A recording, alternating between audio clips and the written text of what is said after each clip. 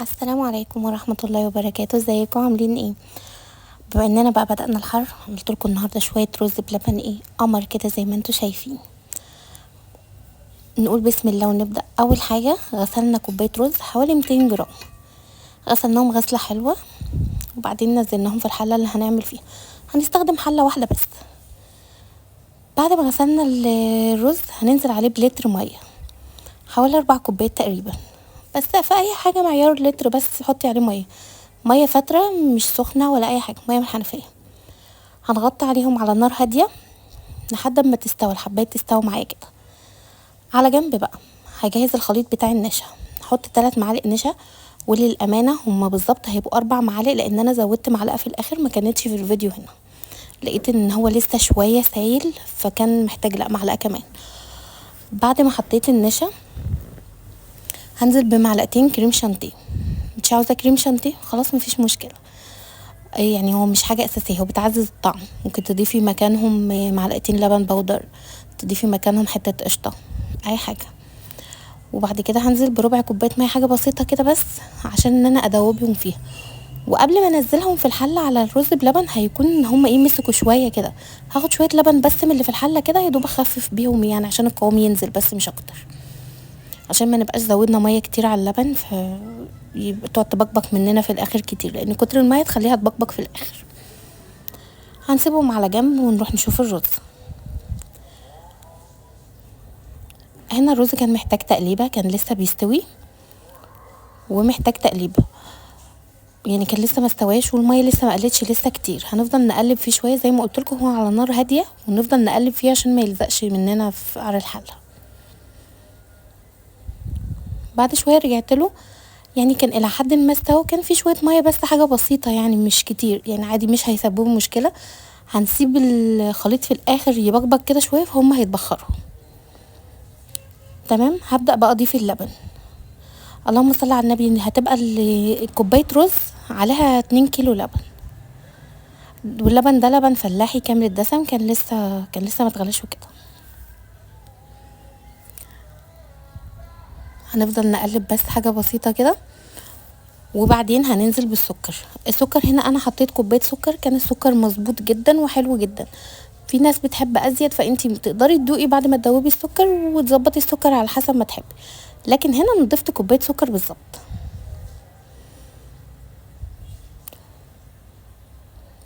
هنديله تقليبه بس كده عشان نقلب السكر ما يركنش تحت. وتاني حاجه هنضيف، لا ما عدناش هنضيف حاجه دلوقتي، الفانيليا في الاخر. المهم هنقلب تقلبتين كده ونهدي النار خالص.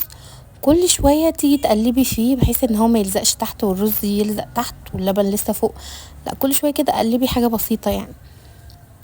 زي ما انتوا شايفين هنا خلاص كان استوى والرز طلع لي فوق كده، فخلاص طالما الرز طلع فوق كده يبقى تمام. هنزل بقى بالخليط اللي احنا عملناه، زي ما قلت لكم ضفت عليه شويه لبن بحيث ان هو يبقى خفيف، فينزل لبن من الحله مش لبن اضافي.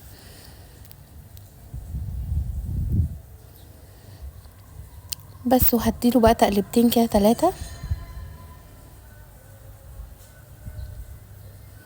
هو هنا كان استوى ما شاء الله، بس انا هسيبه بقى يغلي شويه عشان الميه اللي كانت في الاول دي، اول ما البقبقه اللي انتوا شايفينها دي الميه بتتبخر، فكل ما هتسيبيه فالميه هتتبخر وهو هيبقى بلبن صافي ويبقى جميل قوي. هضيف بقى الفانيليا، اي منكهات. انا ضفت فانيليا باودر بتاعت دريم، تقدري تضيفي الفانيليا السايله، بس الفانيليا السايله لو مش نوع كويس فبلاش منه، بتغير الطعم خالص كده، يعني بتدي طعم مش طعم فانيليا كده. ممكن تستخدمي باودر، ممكن تستخدمي مية ورد، اي اضافه انت حابه تضيفيها، اي روح انت حابه النكهه بتاعتها يعني.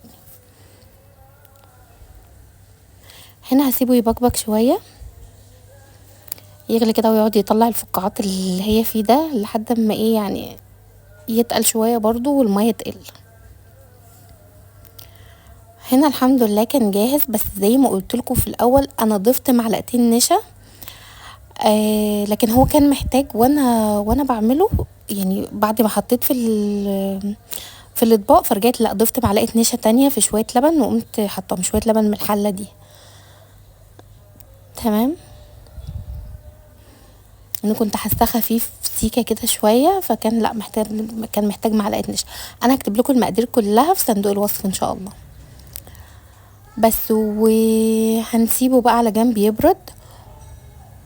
والناس بقى اللي بتحب الوش المكرمش الحلو ده، بعد ما يهدى خالص تغطيه بقى. لو اللي هي الاطباق زي دي ملهاش غطا، فتقدري تغطيها بستريتش، بكيس، يعني الكيس اللي هي بتاع التلاجة دي. وتعينيها في التلاجة بقى لتاني يوم ان شاء الله.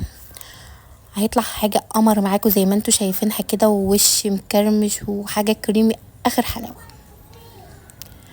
وان شاء الله يكون عجبكم الفيديو. ما تنسوش تعملوا لي لايك وشير وسبسكرايب، وقولوا لي رأيكم في الكومنتات.